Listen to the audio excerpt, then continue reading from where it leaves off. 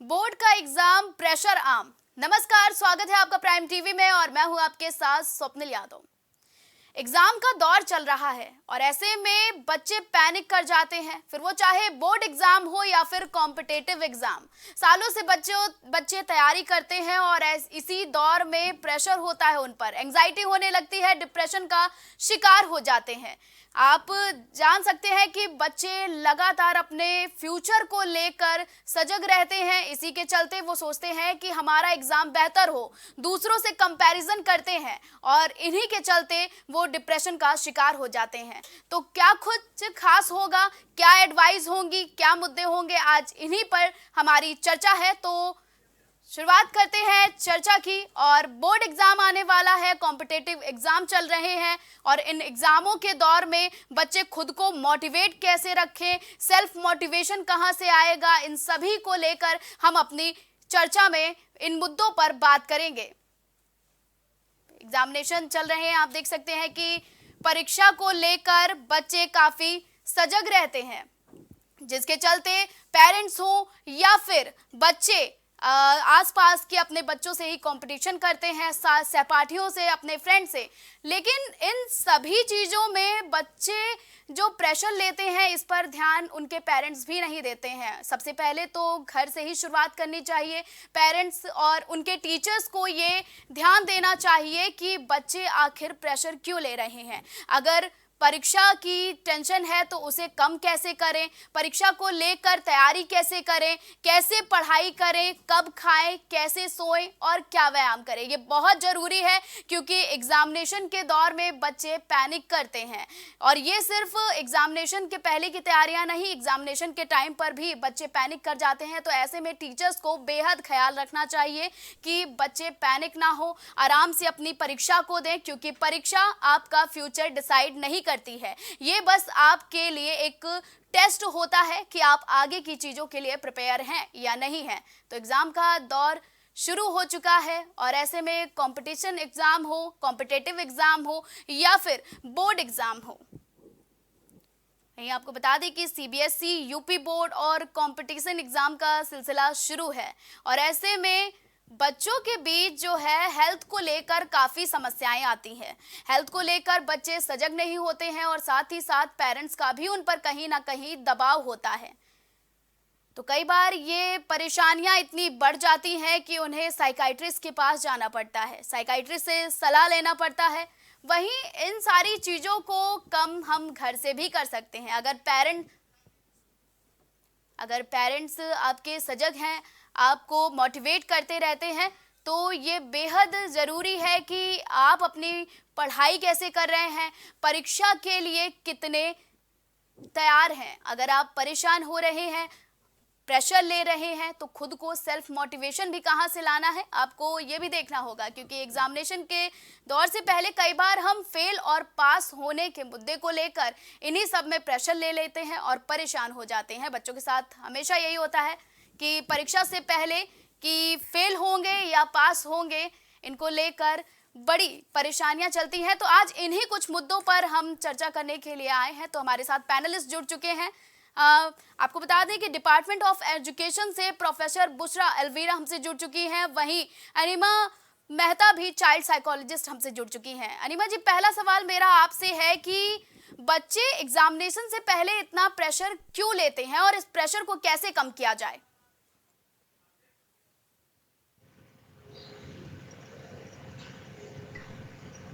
Competitive exam देता है और जो बोर्ड में बैठता है, जी। ये एज ग्रुप ऐसा है कि ये वैसे ही मेंटल हेल्थ प्रॉब्लम्स के लिए बहुत ही वल्नरेबल एज है।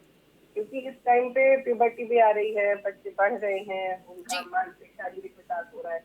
वैसे भी इस पॉपुलेशन में डिप्रेशन, एंजाइटी और बिहेवियरल प्रॉब्लम्स देखी ही जाती है। स्ट्रेस जो होता है एग्जाम का, ये और इसका रिस्क बढ़ा देता है जी। बच्चों। ये क्यों होता है, इसके जो शोध हुआ है हमारी फील्ड में, उसमें बहुत रीजन निकल के आए। बट जो सबसे प्रोमिनेंट रीजन निकल के आते हैं ना, जिसको हम देखते भी हैं, पहली बात तो ये कि बचपन से हम लोग से बोला जाता है कि साल भर पढ़ो, जी। फिर भी वो इवेंचुअली स्ट्रेस और वो जो सारी रिविजन आती है वो लास्ट के 1 महीने में आ जाती है। तो एक वो होता है कि जब आप पूरा सिलेबस एक साथ देखते हो तो वो आपको एक बहुत बड़ा पहाड़ लगता है। जी पहला रीजन यही होता है। ऑल्दो वो सब बच्चे पढ़ चुके हैं पूरा साल, बट वो आखिरी दौर पे वो पूरा सिलेबस रिवाइज करना उनके लिए वो बहुत बड़ा काम लगता है। दूसरा, जब बच्चे पढ़ने लगते हैं और ये जो स्पेशली फरवरी का जो फेज होता है, इसमें फैमिली से उनका कांटेक्ट टाइम बहुत कम हो जाता है, क्योंकि वो अपने कमरे में पढ़ रहे हैं, उनकी माता पिता भी वहीं पे उनको खाना दे रहे हैं, सब कुछ उनका एक जगह हो रहा है। ये जो कम बातचीत हुई ना माँ बाप के साथ या घर वालों के साथ, ये बहुत बड़ा फैक्टर बन जाता है, क्योंकि ऐसे में बच्चा अकेला होता है, वो अपने मन में हर प्रकार की सोच लाता है। एक जी ये चीज होती है। दूसरा, आपके सोने के और खाने के जो साधन है वो बहुत बिगड़ जाते हैं। आप सोते टाइम पे नहीं हो, आप उठते टाइम पे नहीं हो, आप खाना टाइम पे नहीं खाते हो। आपको डर होता है कि मैं अगर नहीं कर पाया या जी कर पाई तो इसका अंत क्या होगा, इसका नतीजा क्या निकलेगा। मैं अपने आप को लेट डाउन करूंगा, अपने जी पेरेंट्स को लेट डाउन करूंगी, या फिर कुछ आपके दोस्त होते हैं जो कहते हैं अरे तुम्हें पढ़ने की क्या जरूरत है, तुम तो ऑलरेडी बहुत अच्छे हो। उनके उनको भी लेट डाउन करने में ये बच्चे इस सोच में फंस जाते हैं कि हम इनको भी लेट डाउन कर रहे हैं, अपने भावनाओं पे नियंत्रण नहीं करते। जी और मैं आपको बता दूं कि हम इसको माने तो ये ज्यादा अच्छा है कि इस अवस्था के लोग, बच्चे मतलब हर 5 बच्चे में से एक बच्चा मानसिक बीमारी का शिकार होता है। जी तो अगर एक क्लास में 100 बच्चे हैं तो आप ये समझिए कि 10 बच्चे या 5-6 बच्चे तो ऐसे ही हैं जिनको ये प्रॉब्लम्स आई। ये रीजन होते हैं कि ये स्ट्रेस के दौरान, एग्जाम के दौरान ये चीजें और ज्यादा सामने दिखने लगती है। जी ठीक है। बुशा जी, आपसे सवाल है कि अगर बच्चे प्रेशर ले रहे हैं तो इस दरमियान प्रेशर को कम करना तो हमने जान लिया, लेकिन पढ़ाई को कैसे जारी रखें? देखिए, सबसे बड़ा सवाल यहाँ पे ये खड़ा होता है जी कि बच्चा पैनिक में रहता है, उसी पैनिक में उसको परफॉर्मेंस देनी है। तो ये सबसे बड़ा इश्यू है और इससे हमें ओवरकम करना पड़ेगा। जी तो सबसे पहले बच्चा टाइम मैनेजमेंट सीखे, और ये एग्जाम से एक दिन पहले नहीं सीखेगा। ये हमें अपने एजुकेशन सिस्टम में ही बताना पड़ेगा बच्चे को कि बेटा तुम्हें 3 ही घंटे का समय मिलेगा और तुमने जो साल भर में पढ़ा है जी उसमें तुम्हें अपना बेस्ट लिख कर आना है या परफॉर्म करना है। तो फर्स्ट ऑफ ऑल हमें उसको सिखाना पड़ेगा how to manage your time. जी जिस समय बच्चा अपना टाइम मैनेजमेंट सीख लेगा, नेक्स्ट स्टेप हमारा होगा हम उसको बताएं कि तुम्हें कॉन्फिडेंट रहना है, तुमने जो भी पढ़ा है, जो भी सीखा है, ये तुमने बेहतर किया है और इसका परफॉर्मेंस तुम अच्छा कर सकते हो। ये हमें पॉजिटिव एटीट्यूड भी डेवलप करना पड़ेगा, क्योंकि बच्चा उसी एज ग्रुप के हिसाब से उसको हम कंटेंट प्रोवाइड करते हैं 10th एंड 12th में। तो बच्चे के लिए कंटेंट डिफिकल्ट नहीं होता, सिचुएशन हम डिफिकल्ट बना देते हैं। जी तो सबसे पहले हमें उसको रिलैक्स रखना है और साथ में उसको पॉजिटिव मोटिवेशन देना है कि ये कंटेंट तुम कर सकते हो, तुमने साल भर पढ़ाई की है, बस तुम्हें अब क्या करना है, जो तुम्हारे पास समय बच रहा है इसमें रिवीजन करो, कुछ जी नया मत पढ़ो जिससे तुम्हारा स्ट्रेस बढ़े, और उसके बाद तुम उस हिसाब से अपनी पढ़ाई करो जो तुम अभी तक करते आए हो। कुछ नया मत ट्राई करो लास्ट मोमेंट पे, तो बच्चे को पैनिक नहीं होगा। जब पैनिक नहीं होगा तो डेफिनेटली उसका परफॉर्मेंस अच्छा होगा। और साथ में हमें एक चीज और यहाँ ऐड करनी पड़ेगी, जैसे मैम ने भी अभी बताया जी कि पेरेंट्स या बच्चे अपने दोस्तों और सिबलिंग्स से दूर हो जाते हैं एग्जामिनेशन की ड्यूरेशन में। तो हमें ज़रूर ये ध्यान रखना चाहिए कि दिन में एक टाइम, चाहे वो 10 मिनट हो, चाहे वो 15 मिनट हो, फैमिली, चाहे जितना एग्जाम आपका कल हो, आप तैयार हो गए हो लेकिन आपको लगता है कि नहीं मैं किताबों से दूर कैसे हो पाऊंगा या हो पाऊंगी, नहीं, आपको फैमिली के साथ बैठना है और अपना प्रेशर वो रिलीज करना है कि नहीं मेरी ये तैयारी है, ये तैयारी नहीं है तो ठीक है, नहीं है तो जो भी तैयार किया है वो बस अच्छा है, आप करके आ सकते हो। तो ये फैमिली सपोर्ट बहुत नीडेड है। बच्चा पढ़ लेता है लेकिन वो परफॉर्म नहीं कर पाता है जस्ट बिकॉज ऑफ उसका प्रेशर, उसका स्ट्रेस, और उसको कहीं ना कहीं मोटिवेशन की जरूरत होती है जो फैमिली मेंबर्स उसे दे सकते हैं। जी अनिमा जी, दूसरा सवाल आपसे है मेरा कि कई बार पेरेंट्स ही प्रेशर का कारण बन जाते हैं, पेरेंट्स का दबाव होता है बच्चों पर, तो ऐसे में पेरेंट्स को क्या सलाह देना चाहेंगी? है तो मैं पेरेंट्स को देना चाहूंगी कि वो गलत नहीं। अगर आप ये कहो कि पेरेंट्स दबाव डाल रहे हैं तो वो गलत है, नहीं। आप पानी पे अगर दबाव ना डालो तो वो सबसे आसान रास्ता चुनेगा। थोड़ा दबाव जरूरी होता है, जी पर उस दबाव में आप ये ना भूलें कि आप अपने समय से बच्चों की तुलना ना करें। आपका समय, आपका पढ़ाई और आपकी अकल और समझ अलग थी, आज के बच्चों की समझ अलग है। तो उनको आज की पढ़ाई, जैसे कि मैम ने कहा कि कंटेंट टफ नहीं है बच्चों के लिए, तो उनको यही समझाएं कि कंटेंट टफ नहीं है। दूसरा, हर माँ बाप अपने बच्चे की स्ट्रेंथ और वीकनेसेस समझे। हर बच्चा मैथ्स में स्ट्रॉन्ग नहीं हो सकता, हर बच्चा साइंस का स्टूडेंट नहीं होता, हर बच्चा जी इकोनॉमिक्स बहुत अच्छे से नहीं पढ़ सकता। हर बच्चे की अपनी स्ट्रेंथ है, उस पे फोकस करें, ना कि उसकी वीकनेसेस उसको हमेशा याद दिलाए कि तुम इस सब्जेक्ट में वीक हो, इसको ज्यादा पढ़ लो। ये चीज ना करें। और कई बार जब बच्चा पढ़ता नहीं है या वो कोशिश कर रहा है पर नहीं कर पा रहा, या वो बहुत कोशिश कर रहा है, तो माँ बाप कई बार अपनी झंझलाहट, अपनी परेशानियां भी उन पर जाहिर करते। तो कहीं ना कहीं माँ बाप को भी अपनी भावनाओं पर नियंत्रण रखना बहुत जरूरी है ऐसे समय में, कि उनकी घबराहट, उनकी बेचैनियां बच्चों तक न आए। जी क्योंकि बच्चे ये देख रहे हैं, वो ये समझ रहे हैं कि मेरे माँ बाप भी परेशान हो रहे हैं। तो ऐसे में पेरेंट्स को ये समझना बहुत जरूरी है। जी एक जो बहुत इंपॉर्टेंट चीज है जो पेरेंट्स को करना है, कि कोई भी डिस्ट्रेस का या आपको परेशानी का साइन बच्चों में दिख रहा है तो उसको तुरंत ऑब्जर्व करें। जैसे कि नींद कम आना, भूख कम लगना, जी थकान ज्यादा लगना पूरा दिन, बच्चा चिड़चिड़ा हो रहा है, सर दर्द, पेट दर्द बोल रहा है, अकेले रहने की बहुत कोशिश कर रहा है, बात नहीं कर रहा, ये जो साइंस है ये कहीं ना कहीं नॉर्मल जी नहीं है। तो ये अगर आप नोटिस कर रहे हो बच्चे में, तो आप उनसे तुरंत बात करो और उनको ये बोलो कि आप उनके माँ बाप ही हो, आप उन्हें उतना ही प्यार करोगे चाहे वो नंबर खिलाए या ना लाए। आपके लिए जी वो आपका बच्चा ही रहेगा, बदलेगा नहीं। और ना तो उसकी एक जो लेवल है अच्छा बच्चा या बुरा बच्चा होने का, वो एग्जाम में ही डिसाइड करेगा। जी अगर माँ बाप ये कर ले तो फिर बच्चे को स्ट्रेस रिड्यूस करने में बहुत मदद मिलेगी। जी ठीक है। तो हमारे साथ इसी बीच एक मेहमान हमसे और जुड़ चुके हैं, managing director of Saint Joseph school Anil Agrawal इस चर्चा में हमसे जुड़ चुके हैं। तो आपका बहुत बहुत स्वागत है अनिल अग्रवाल जी। तो सवाल ये है अनिल जी कि एग्जाम का दौर चल रहा है, एग्जामिनेशन चल रहे हैं, फिर वो चाहे कॉम्पिटिटिव एग्जाम हो या फिर बोर्ड एग्जाम, तो ऐसे में बच्चे स्ट्रेस फ्री कैसे रहें, अपनी पढ़ाई को कैसे मैनेज करें? कि जिन बच्चों का preparation through out the year होता है जी उनके साथ में प्रॉब्लम्स कम आती हैं। और इस बात को मैं इससे शुरू करूंगा। एक हमारे बहुत ही विद्वान पुरुष ने एक बात कही थी कि जो सेना शांति काल में जितना अधिक पसीना बहाती है उसे युद्ध काल में उतना कम खून बहाना पड़ता है। जी जिन बच्चों ने थ्रू आउट द ईयर सारी चीजों को, चाहे वो बोर्ड एग्जाम हो चाहे कॉम्पिटेटिव एग्जाम हो, उसको लेके अपना प्रिपरेशन किया हुआ होता है तो उनको डिफिकल्टीज कम आती है। ये जो स्ट्रेस की बात हम करते हैं ये उन बच्चों के साथ जनरली होता है जी जो कहीं ना कहीं या तो किसी प्रेशर में रहते हैं, और वो प्रेशर भी कहीं ना कहीं, मतलब ये बात मैं कहूंगा तो लोग शायद कुछ ऑब्जेक्ट करेंगे, बट पेरेंट्स ज्यादा प्रेशर डालते हैं कि बहुत अच्छे मार्क्स लाने हैं। जी कंपेयर करते हैं कि फला देखो, तो घर में ही कंपेयर कर देते हैं कि अगर मान लीजिए बेटी ऑलरेडी बोर्ड दे चुकी है, उसके 95% आए थे, तुम इससे कम नहीं लाना, उससे ज्यादा लाने हैं। तो ये हर बच्चे की अपनी देखिए कैपेबिलिटी, पोटेंशियल होता है। और उस मेरा सिर्फ इतना बच्चों को सुझाव रहता है हमेशा कि आप अपनी मेहनत जितना जी कर सकते हैं मैक्सिमम उसको करिए, और उसमें कहीं काश, इफ और रिग्रेट जैसी चीज नहीं रह जाए कि काश थोड़ी और मेहनत कर ली होती।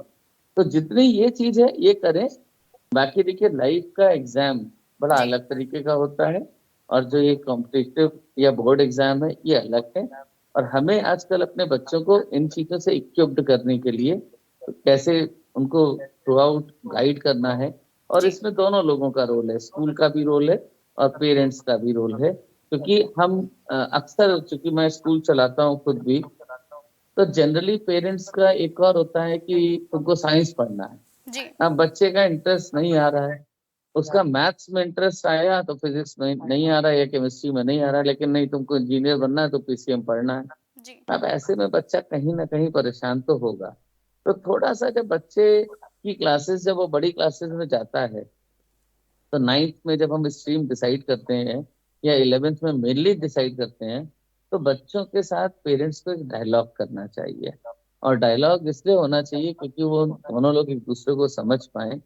और ये अब पहले की बातें थी, अब तो नहीं, मैं कहता बहुत सारे पेरेंट्स बदल चुके हैं कि पहले जनरली होता था पेरेंट्स जो अपने ख्वाब पूरे नहीं कर पाते थे वो बच्चों से उम्मीद करते थे कि भाई जी मैं डॉक्टर बनना चाहता था, नहीं बन पाया, अब तुम बन जाओ।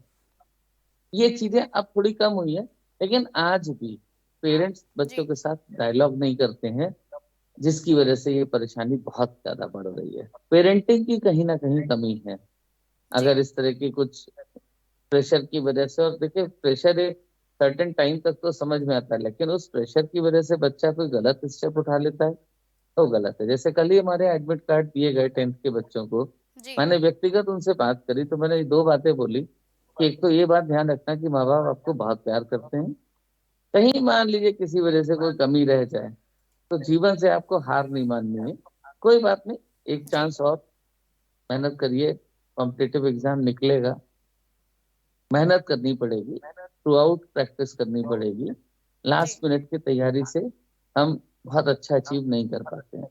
जी ये ठीक है चीजें कुछ रहती हैं जो मैं बच्चों को बोलना चाहूंगा, और जी बल्कि पेरेंट्स को कि बच्चों के साथ संवाद बढ़ाएं, समस्या का निदान अपने आप बना रहेगा। जी ठीक है।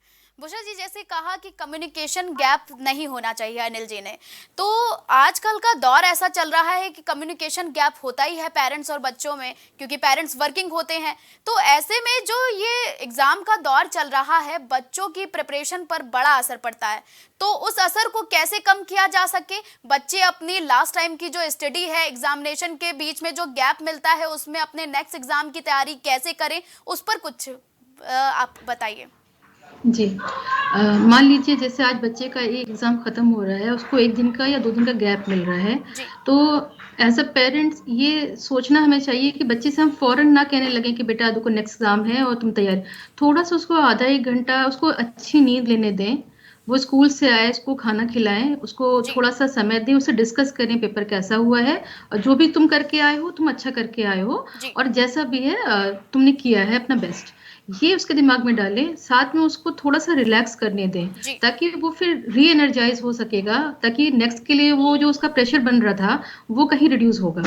इसके जी साथ ही हमें ये भी देखना पड़ेगा कि जैसे आपने कहा कि पेरेंट्स वर्किंग हैं, तो आप फ़ोन पे बच्चों को थोड़ा ट्रैक कर सकते हैं कि बेटा अभी आप थोड़ा रेस्ट कर लो, बहुत सुबह से पढ़ रहे हो, या फिर आप दिन का एक टाइम का खाना सपोज़ डिनर, आप साथ में करें। उस जो टेबल होती है उसपे सिर्फ़ हम खाना नहीं खाते हैं, हम अपने दिन भर की बातें, हम अपना स्ट्रेस रिलीज़ करते हैं और एक-दूसरे से हम लिंक कर पाते जी हैं। बिकॉज़ कम्युनिकेशन एक की है जो हमारी प्रॉब्लम्स को आसानी से सॉल्व कर सकती है और इसको हम यूज़ नहीं करते हैं, क्योंकि हम आजकल सोशल मीडिया पे ज़्यादा कनेक्ट हो गए हैं और पर्सनल लाइफ़ से दूर होते जा रहे हैं। जी तो एक टाइम का भोजन साथ में करेंगे तो कहीं न कहीं इसका हल हम निकाल सकते हैं। ठीक है। तो जैसे कि आपने जाना कि कैसे हल निकाला जा सकता है अगर कम्युनिकेशन गैप है, और अगर आपके एग्जाम के बीच में गैप है तो कैसे स्टडी कर सकते हैं। अब हम जानेंगे अनिमा जी कि ये जो नींद बच्चे नहीं लेते हैं एग्जामिनेशन के दरमियान, उनकी नींद नहीं पूरी होती है प्रॉपर, वो दिन रात जग कर पढ़ते रहते हैं, तो ऐसे में नींद लेना, उनकी डाइट क्या होना और कौन कौन सी एक्सरसाइज करना उनके लिए सही साबित हो सकता है। देखिए, पहली बात तो नींद नहीं आती है आपको और जी हमें भी। हम कहीं किसी सिचुएशन में तनाव में होंगे तो हमें नींद नहीं आएगी। तो जैसा कि पहली चीज तो उन्हें रिलैक्स करना खुद को आना चाहिए, और ये सिर्फ बोलने की बात नहीं होती है, ये डेली की प्रैक्टिस है। अपनी सांस पे, अपनी सांस के आने जाने की स्पीड पर ध्यान देना और उसको नियंत्रण में रखना। कुछ नहीं है तो थोड़ी देर आप अपने दोस्तों से बातें करिए।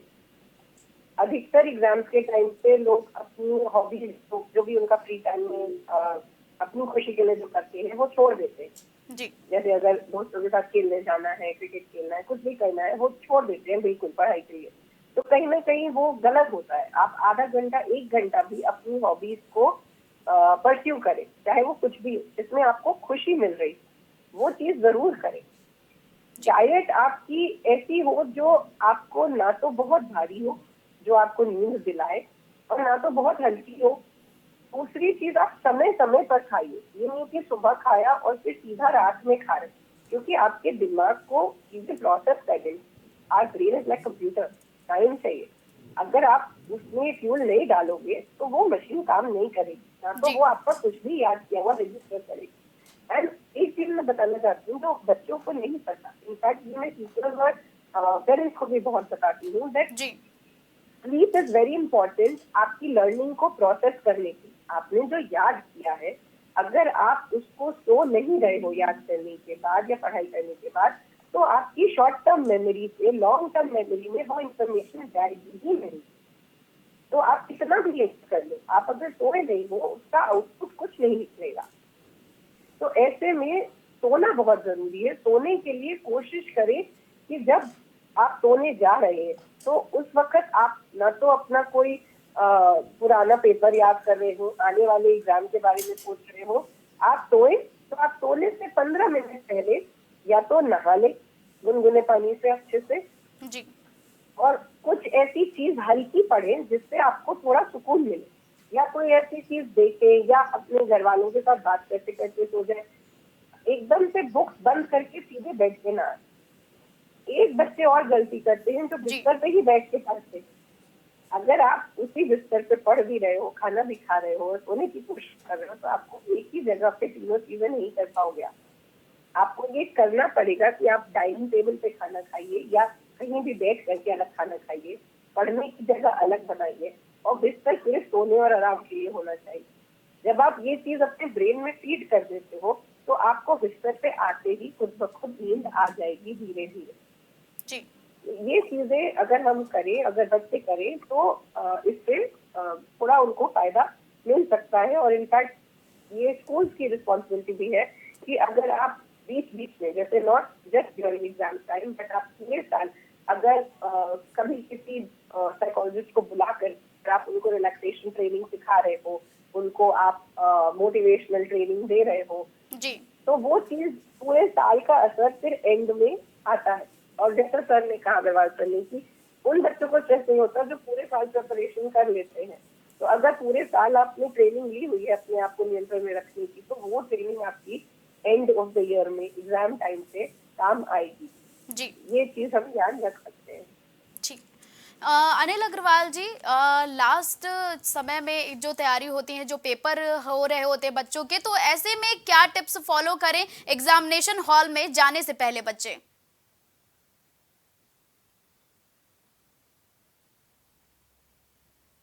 में हमें तैयारी में सिर्फ अपनी जो जी। जिस भी सब्जेक्ट का पेपर है उसको प्रॉपरली रिवाइज कर लें जी। और बहुत लेट देर तक जाग के मत पढ़ें। जी। एग्जाम से एक दिन पहले बच्चे प्रॉपर साउंड स्लीप लें सो दैट वो अपने पेपर को बहुत बेहतर ढंग से परफॉर्म कर पाए। जी। सेकेंडली, कई बार होता है कि हमने सुबेरे उठ के चीजों को पढ़ा, रिवाइज किया, तो कुछ जो हर चैप्टर में जब बच्चे रिवाइज करते हैं, चीजें करते हैं, तो कुछ इंपॉर्टेंट पॉइंट्स वो बनाते हैं, अंडरलाइन करते हैं। जी। केवल मॉर्निंग टाइम में उन चीजों को एक बार नजर से, सरसरी नजर से देख लें और एग्जाम से 1 डेढ़ 2 घंटे पहले प्रॉपर बात लेके प्रॉपर, क्योंकि आजकल एग्जाम जनरली 10 बजे शुरू होते हैं, 9 बजे, तो पहले के टाइम पे 7 से 10 वाला सिस्टम नहीं है अब। जी। आईसीएसई और सीबीएसई में अराउंड 11 ओ क्लॉक पेपर शुरू होता है, 10 ओ क्लॉक तक स्कूल पहुंचना होता है। और बच्चे क्या होते हैं, एग्जाम के प्रेशर की वजह से ना ब्रेकफास्ट करते हैं, ना दूध पीते हैं, ना सेब खाते हैं कोई भी। तो कम से कम उनके पेरेंट्स एक फल, क्योंकि कहीं ना कहीं बच्चे को ये सब चीजें एनर्जी देती हैं और फिर वो फोकस्ड होकर अपनी चीजों को कर पाता है। तो मेरा सिर्फ इतना कहना है कि बच्चे एग्जाम से पहले रिलैक्स रहें। बल्कि मैं तो एक और बात कहता हूँ, लोग उसको सुन के थोड़ा सा हंसते भी हैं। जी। जिन बच्चों का प्रिपरेशन बहुत बेहतर हो, जी। एग्जाम से पहले कोई बढ़िया मोटिवेशनल मूवी देखें जी। और उससे उनको एनर्जी मिलेगी और उसके बाद वो अपनी तैयारी को बहुत अच्छे ढंग से, जो भी उन्होंने थ्रू आउट द ईयर तैयारी करी है, वो जी। पेपर पे बहुत बेहतर ढंग से लिख पाएंगे। क्योंकि दिमाग जब रात भर, हम पता नहीं, कई बच्चों के साथ मैंने देखा एग्जाम से एक दिन पहले रात भर जागते हैं, जी। पूरी रात करते रहेंगे, फिर सुबह ऑब्वियसली हमारी बॉडी 6 से 8 घंटे की नींद, चलिए एग्जाम टाइम में 5 घंटे भी मैं बोलता हूँ, 6 घंटे, उसको प्रॉपर साउंड स्लीप जब तक नहीं लेगा बच्चा, तो अगले दिन वो फ्रेश नहीं रह सकता। इन कॉन्टिन्यूएशन इस तरह की चीजें नहीं करनी चाहिए।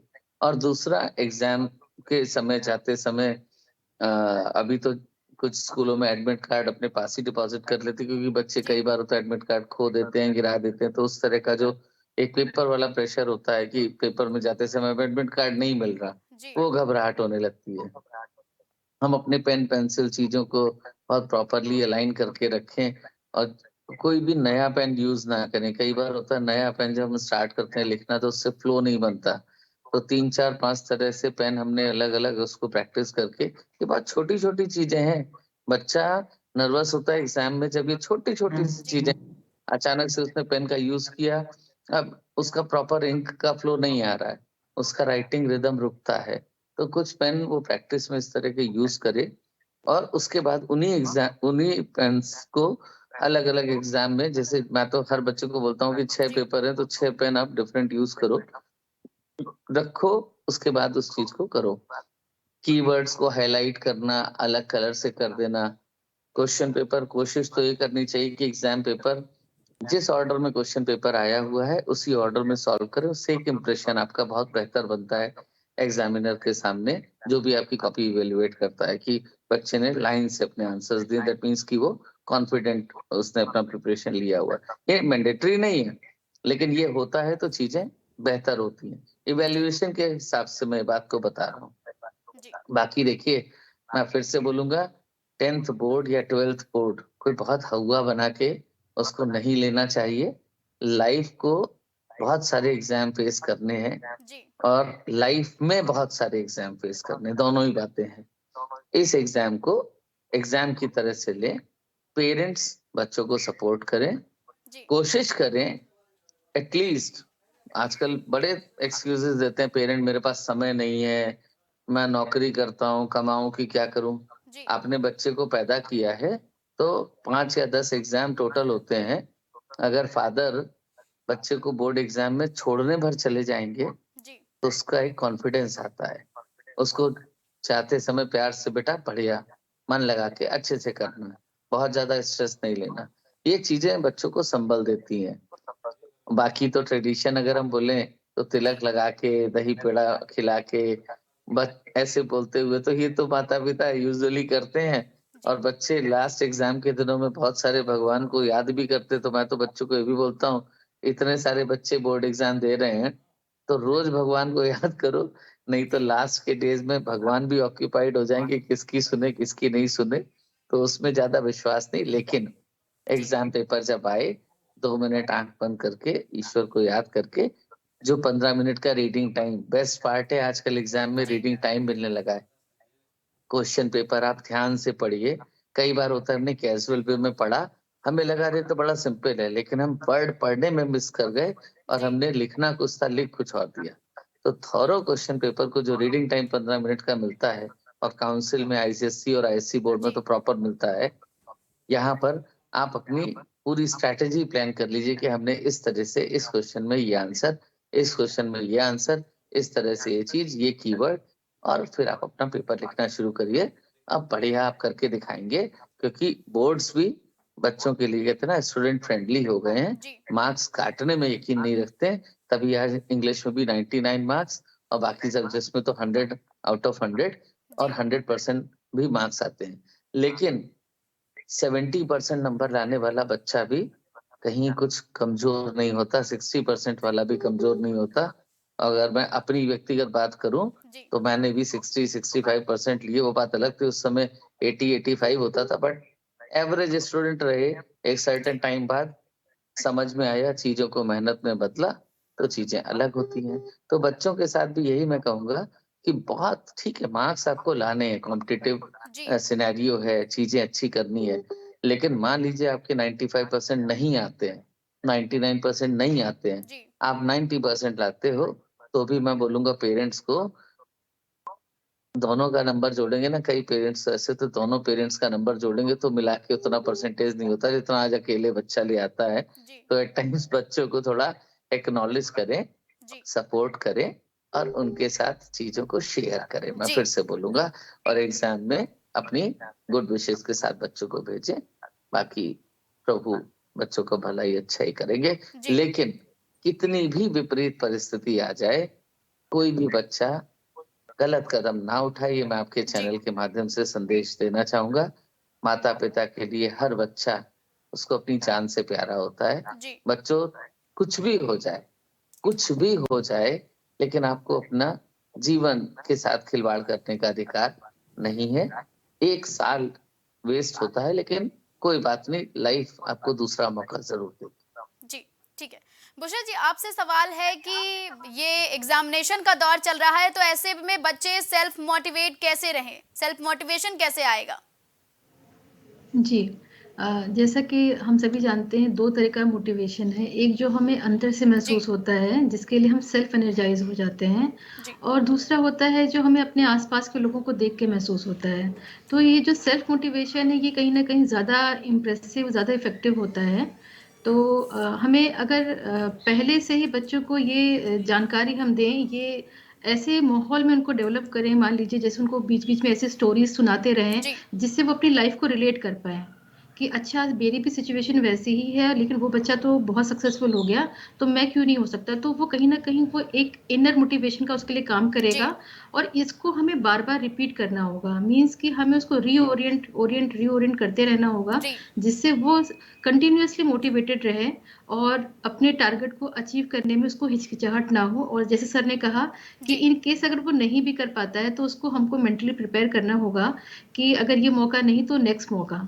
तो इसके लिए हमको बच्चे को बताना पड़ेगा कि मोटिवेशन तो डेफ़िनेटली ज़रूर है, क्योंकि कहीं न कहीं हमें बच्चे को पहले ही दिन से, जब उसने 10th में एडमिशन लिया या 9th में उसका एडमिशन हुआ, हमें बताना पड़ेगा जो तुमने सब्जेक्ट लिया है, इसका इंटरेस्ट पहले तो डेवलप करना पड़ेगा। जिस दिन बच्चे के अंदर इंटरेस्ट डेवलप होगा इस पर्टिकुलर सब्जेक्ट को पढ़ने के लिए, तो ग्रेजुअली वो मोटिवेटेड रहेगा कि नहीं, आज तो मैथ का क्लास है, और मैथ तो उसको उसको कहीं न कहीं अपने को रिलेट करना पड़ेगा कि हाँ, जी, यहाँ पे टीचर का रोल बहुत बड़ा आता है। अगर हम मोटिवेशन की बात करते हैं, टीचर अपने लेक्चर के ड्यूरेशन में बच्चों को मोटिवेटेड रखे, तो कहीं जी, न कहीं वो बच्चा जो सीख कर क्लास में आया है, वो मोटिवेशन वो घर तक लेकर आता है, और वो अपनी फैमिली में भी डिस्कस करता है, अपने सिबलिंग्स में भी डिस्कस करता है। तो इसमें अगर हम मोटिवेशन की बात करें, तो ये एक ऐसी चीज़ है, जो कहीं न कहीं एक उस पे फ़ोर्स की ज़रूरत हमें हमेशा पड़ती है, चाहे वो जी, पेरेंट्स की तरफ से मिले, चाहे वो टीचर की तरफ से मिले। तो इस तरह से हम बच्चे को हमेशा सतत मोटिवेटेड रखें, उसको प्रेरित करते रहें, ताकि वो अपनी पढ़ाई पे ध्यान दे और जी, अपनी सेहत पे भी ध्यान दे। जी, ठीक अगर है। अच्छी सेहत नहीं होगी, जी, तो वो मोटिवेशन के लिए अपने आप को अपने जी, कंटेंट के लिए वो अपने आप को तैयार नहीं कर जी, पाएगा बच्चा। ठीक है बुशरा जी। जी। अनिमा जी, जैसे कि बच्चे कई बार जेलेसी फील करने लगते हैं अपने सहपाठियों से, अपने दोस्तों से, अपने भाई-बहनों से। तो ऐसे में बच्चे खुद को कैसे अलग करें और ये जेलेसी की भावना ना आए, इसके लिए क्या करें? और एग्ज़ाम की जो तैयारियाँ हैं, आखिरी में क्या कहना चाहेंगे बच्चों से कि वो डिप्रेशन ना लें और एंग्ज़ायटी ना फील करें? अ, जो जेलेसी आती है, ये आती है इस अनहेल्थी कंपटीशन। ये मैं आपके माध्यम से बच्चों को कहना चाहती हूँ कि आप एक दूसरे से अपनी पोजीशन कंपेयर ना करें। हर एक की लाइफ सिचुएशन अलग है, हर एक का पढ़ने का तरीका अलग है, हर एक की तैयारी का लेवल अलग है। जी, तो आप अपने पे फोकस रखें, आपने क्या पढ़ा है, आप क्या जानते हैं, आप किस सब्जेक्ट में ज्यादा अच्छे हैं, आपके घर की सिचुएशन कैसी है, जी, ये आप अपने पे फोकस करें और दूसरों से कंपेयर ना करें। जी, तो अगर आप कंपेयर नहीं कर रहे हैं तो जेलसी आएगी ही नहीं। कंपटीशन करें कि मैं तेरे से ज्यादा ला सकता हूँ या एक्सेट्रा, बट इतना भी ना करें कि वो दूसरे को नीचा दिखाने में आ जाए। जी, कई बार जो आप ये कह रहे हो कि डिप्रेशन, जैसे मैंने आपको कहा डिप्रेशन एंजाइटी आता है, ये कई बार इसलिए भी आता है क्योंकि बच्चों का इस दौरान जो ये आजकल की सोशल मीडिया से सब कुछ तो उनको मिल रहा है, जी, कई बार नशीले पदार्थों का सेवन बढ़ जाता है ऐसे सिचुएशन में, इस दौरान से, और इसकी वजह से भी कई बार घबराहट, बेचैनी, टेंशन होने लगती है। जैसा कि सर ने कहा कि अब रीडिंग टाइम मिलने लगा है, तो जब आप जी, रीड कर रहे हो ना क्वेश्चन पेपर, तो आप पहला क्वेश्चन आपने पढ़ा, आपको आता है, दूसरा पढ़ा नहीं आता, तीसरा पढ़ा नहीं आता, उसके आगे अगर आपको आते भी है तो कहीं ना कहीं आपका वो मोटिवेशन ड्रॉप हो गया कि मुझे तो आता ही नहीं है पूरा पेपर। तो आप जब क्वेश्चन पेपर पढ़ें तो आप ये देख लें कि आपको कौन कौन से क्वेश्चन बहुत अच्छे से आते हैं जिसमें आपको टाइम ज्यादा देना है, और जिसको नहीं आते हैं उसमें कम जी, लिखना है, तो आप उसके हिसाब से टाइम अपना स्लॉट करें। और जैसा कि मैंने कहा कि मैंने आपको पहले ही लक्षण बच्चों को बताए थे, नींद नहीं आना, खाना कम खाना, घबराहट, हाथ पैर कांपना, सर दर्द होना, अकेले रहना, एकदम से रो उठना, एकदम से घबराहट होना, जी, पसीना आना, ये सब चीजें अगर आप नोटिस कर रहे हो तो इसका मतलब कहीं ना कहीं आप पैनिक हो रहे हो और कहीं ना कहीं आप स्ट्रेस ज्यादा ले रहे हो। तो ये चीजें आप आइडेंटिफाई करोगे तो आप सिवियरिटी इसकी काफी हद तक कम कर सकते हो। जी, और लास्टली मैं कहना चाहती हूँ कि जब आप 9th में आते हो जी, तो पेरेंट्स, जैसे सर ने कहा कि पेरेंट्स और बच्चों को डायलॉग करना चाहिए कि किस स्ट्रीम में आपको जाना है, क्योंकि अधिकतर अभी भी ना भारत ऐसा देश है जहाँ साइंस, इंजीनियरिंग, मेडिकल ये बड़े अट्रैक्टिव प्रोफेशन है। बाकी प्रोफेशन को अभी भी थोड़ा कम तवज्जो दिया जाता है। तो ऐसे में आप सिर्फ डिस्कोर्स ना करें, डिस्कोर्स करें, बच्चों से बातचीत करें, बट कहीं ना कहीं एक करियर गाइडेंस का रोल प्ले करें। आप उसका एप्टीट्यूड, इंटरेस्ट, टेस्ट देखें। जब आपके पास एक सॉलिड स्कोर होता है, जब आपके पास एक वैल्यू होती है, उससे आप फिर अंदाजा लगा सकते हो कि बच्चा किस चीज में ज्यादा है, किस चीज में कम है, उसके लिए कौन सा प्रोफेशन ज्यादा बेहतर होगा, कौन सा सब्जेक्ट ज्यादा बेहतर होगा। और लास्टली मैं कहना चाहती हूँ बच्चों से कि आपके बोर्ड मार्क्स आपकी इंटेलिजेंस का प्रतीक नहीं है जी। इसको आप बहुत ही प्यार से समझिए। इंटेलिजेंस कई प्रकार की होती है, इमोशनल होती है, सोशल होती है, एकेडमिक होती है। ये सिर्फ एक एकेडमिक कैपेबिलिटी का इंडिकेशन है, इंटेलिजेंस का इंडिकेशन नहीं है। जिस दिन आप ये समझ लेंगे उस दिन आप अपने आप पे डाउट छोड़ देंगे, उस दिन आप दूसरों से कंपेयर करना छोड़ देंगे, और उस दिन से आपको ये लगेगा कि ये बोर्ड एग्जाम आखिरी स्टेप नहीं बल्कि जिंदगी का पहला स्टेप है जी। और ये डर आजकल हर माँ बाप को है कि बच्चा कहीं कुछ गलत कदम ना उठा ले। ये चीज बहुत ही इनग्रेन्ड है आजकल। तो इसमें भी बच्चों से मैं कहना चाहती हूँ कि ये जो गलत कदम है ना, इसको हम ढकने की कोशिश कर रहे हैं। ये वर्ड है सुसाइड, और इसको सिर्फ इसलिए ना करें क्योंकि ये एक परमानेंट सोल्यूशन है एक टेम्परेरी प्रॉब्लम का। जो प्रॉब्लम 10 दिन बाद हट जाएगी, आप उसके लिए एक ऐसा स्टेप ले रहे हो जिसका अंत ना तो आपके लिए भला है, ना आपके परिवार के लिए, और ना इन जनरल सोसाइटी के। तो ये सब ख्याल अगर आ रहे हैं आपके दिमाग में, किसी के दिमाग में एक फ्लीटिंग थॉट भी आता है, के लिए भी जहन में हल्का सा भी तक आता है, तो प्लीज उसको तुरंत बोले, घर वालों से डिस्कस करें या पेरेंट्स से डिस्कस करें, या जो आपके अगर कोई टीचर्स मेंटर है उनसे जाके डिस्कस करें। क्योंकि आजकल स्कूल में, जैसा मैंने कहा, बहुत चिल्ड्रन फ्रेंडली स्कूल है, बहुत ओपन टीचर्स है, they are supporting students in every way, especially knowing कि पेरेंट्स अब शायद उसका टाइम नहीं दे पाते जी। तो उसके लिए टीचर्स बहुत एक्स्ट्रा एफर्ट डाल रहे हैं आज। तो उनसे बात करें अगर आपको हल्का सा भी कुछ इंडिकेशन अपने अंदर लगता है। तो इस चीजों से हम काफी सारी प्रॉब्लम बचा सकते हैं। बाकी तो एग्जाम है, डर जाहिर है, बट इसको इतना बड़ा ना बनाए, छोटी चीज है, करके आगे बढ़े। जी बिल्कुल, अरिमा जी ने बिल्कुल सही कहा है कि एग्जाम को हवा ना बनाएं, इनको आसानी से आप दे सकते हैं। तो आप सभी मेहमानों का हमारी इस खास चर्चा में जुड़ने के लिए बहुत बहुत धन्यवाद। हमने देखा कि बोर्ड एग्जाम शुरू हो रहे हैं, ऐसे में बच्चों के क्या क्या मुद्दे होते हैं, बच्चे पैनिक कर जाते हैं, प्रेशर लेते हैं, डिप्रेशन का शिकार हो जाते हैं। तो आप देख सकते हैं कि हमने जाना कि क्या कुछ मुद्दे हैं कि बच्चे एग्जामिनेशन से पहले कितना परेशान हो जाते हैं, एग्जामिनेशन से पहले एंजाइटी, डिप्रेशन का शिकार हो जाते हैं। तो आज इन्हीं सारे मुद्दों पर हमने चर्चा की। हमने जाना कि बच्चों को कैसे अपना ख्याल रखना चाहिए, पेरेंट्स को कैसे ख्याल रखना चाहिए। फिलहाल वक्त हो गया है आपसे इजाजत लेने का, तो अब हमें दीजिए इजाजत और आप देखते रहें प्राइम टीवी।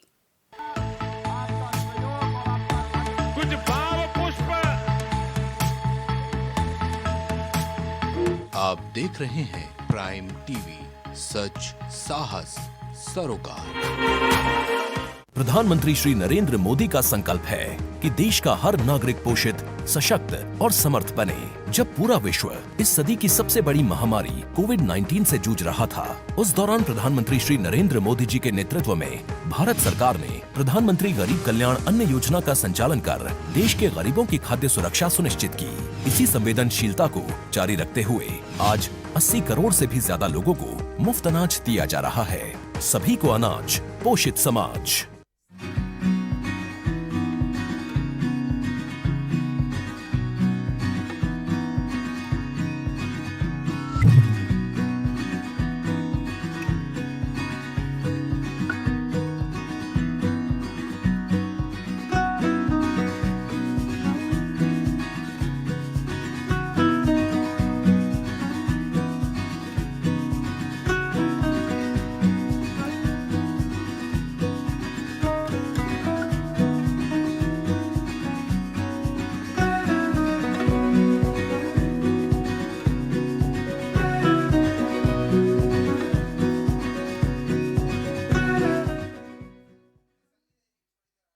अगर आप करना चाहते हैं अपने बिजनेस को प्रमोट, तो इसके लिए आपको चाहिए होगा एक सपोर्ट। बेहतर स्क्रिप्ट, शानदार ग्राफिक्स, बेहतर विजुअल, दिखाएंगे कमाल, जानकारी पहुंचेगी जन जन तक, आपका काम करेगा धमाल। इन सभी चीजों के लिए अब ना हो परेशान। Brand promotion, motion designing and video editing, 2D और 3D animation, television telecasting, social media works, script writing जैसे कामों के लिए आज ही कांटेक्ट करें 9267925186 पर। इसी के साथ ही आप हमें जीमेल भी कर सकते हैं विकासproduction